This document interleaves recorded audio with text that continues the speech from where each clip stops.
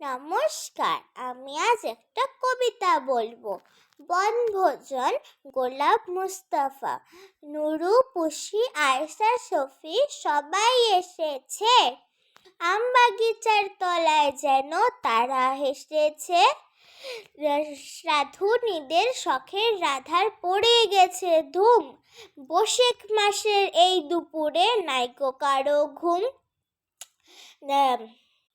বাপমা তাদের ঘুমিয়ে আছে এই সুবিধা পেয়ে। বনভোজনে মিলেছে আজ দুষ্টু কটি মেয়ে। আঁচল কেউ এনেছে আঁচল ভরে কুড়িয়ে আমের গুটি। নারকেলের মালার হাড়ি কেউ এনেছে দুটি।